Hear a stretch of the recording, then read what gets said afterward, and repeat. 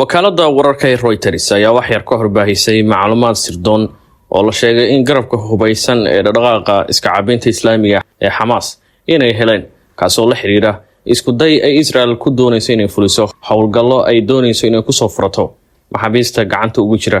Hamas kaasoo la mid ah howlgalkii Israel ay ka geysatay xerada Nusrat ee Gaza bishii Juun. Hadda waxaa lagu wargeliyay dhammaan xubnaha Hamas ee gacanta ku haya maxaabiista inay fuliyaan awaamirta lala wadaagay. Wakaalada wararka ee Reuters ayaa sidoo kale xaqiijisay in saraakiil sare oo ka tirsan ururka ay u xaqiijiyeen in macluumaadkan sirdoon oo ay gacanta ku dhigeen garabka hubeysan ee dhaqdhaqaaqa iska caabinta Islaamiga ee Hamas ee Gaza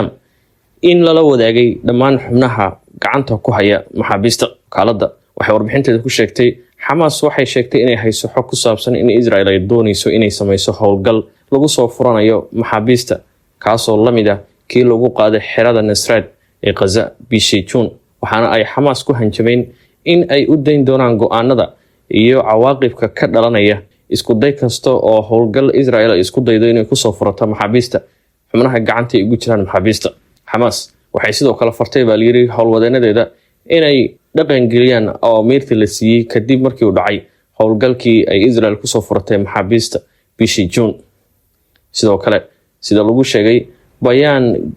gudaha ah oo la sheegay in ay wadaageen xubnaha ururka Hamas gaar ahaan garabka hubeysan ee Gaza oo ay aragtay wakaalada wararka ee Reuters uu ku taariikhisnaabay tiri wakaaladu November 22-keedii.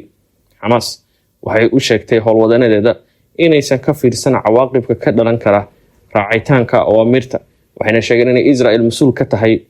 masiirka maxaabiista gacanta ugu jira xubnaha Hamas. hadalkan oo ila wareedyo sare oo ka tirsan Hamas ay u sheegeen wakaalada wararka ee Reuters ayaa waxaa lagu xaqiijiyay in xogtan ay heleen garabka sirdoonka ee guutooyinka hubeysan ee Isa al-Din al-Ghazam, balse wakaalada wararka ee Reuters ma awoodin inay ogaato xilliga ay Israel qaadi doonto howlgallada ay isku dayayso inay fuliso si ay u soo furato maxaabiis.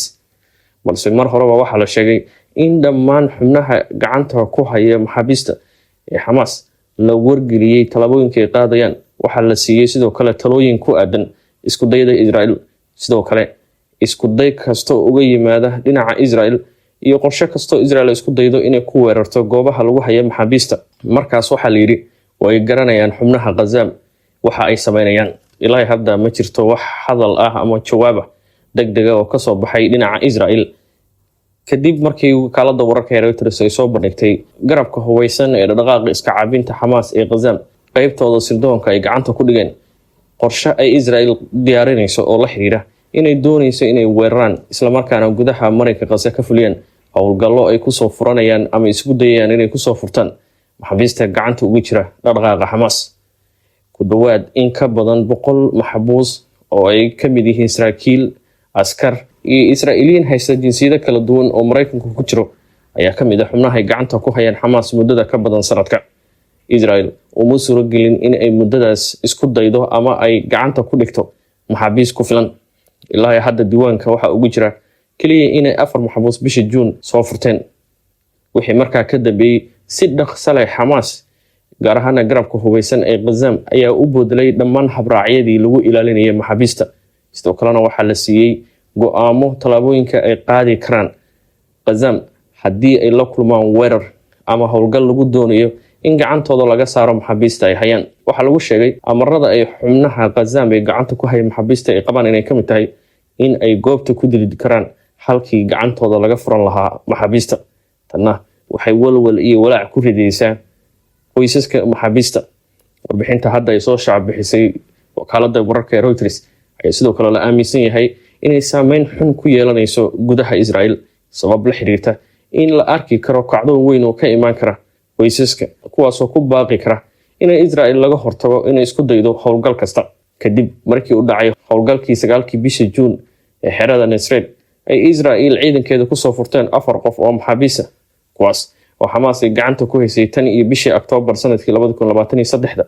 waxay militariga iyo ciidanka Israel ku sugan Mareykanka Gaza si rasmi ah u soo jeediyeen inaysan suuragal ahayn isku day kale oo lagu soo furto maxaabiista.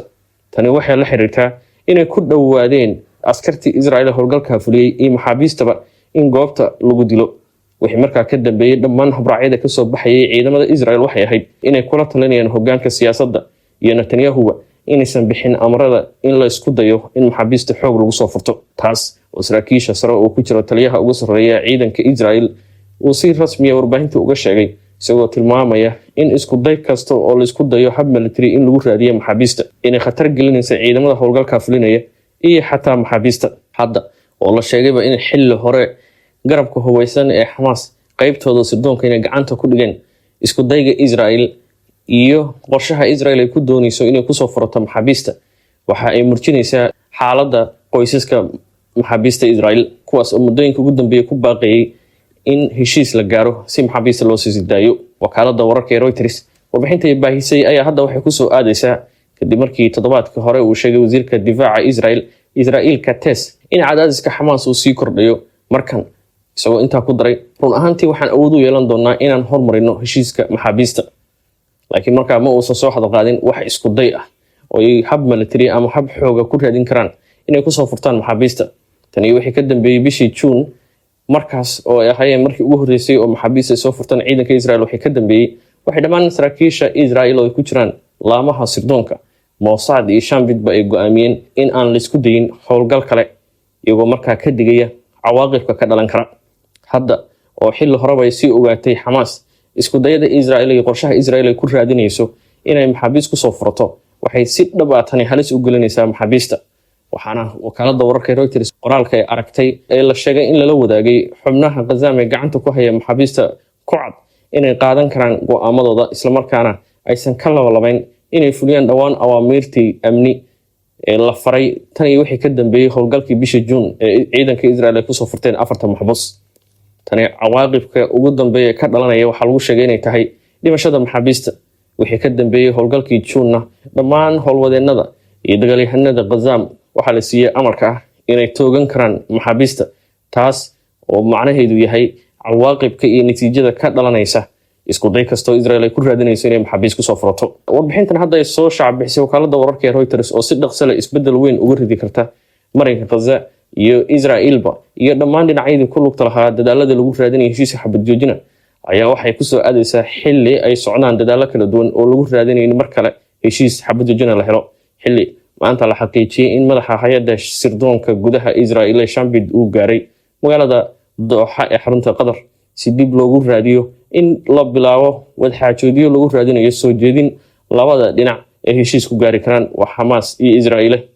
hadda waxay sare u qaaday cadaadiska ay ku hayso marinka Gaza iyadoo duqeymo joogto ah ka geysanaysa oo si bareera u beegsanaysa goobaha rayidka isla markaana ka hortagaysa in wax gargaar ah oo biyo, cunno iyo dabool leh ay gaaraan marinka Gaza. gaar ahaan waxay bishii afraad go'doon aad u adag gelisay waqooyiga marinka Gaza iyo xerada Jabaaliya halkaas oo laga digay xaaladda nololeed ee ka jirta. warbixintan iyo waxyaabaha ka soo kordha hadduu eebba idmo waxa isla xilliga ay soo shacbaxaan baad ka heli kartaa bartan YouTube Imaan Jamac.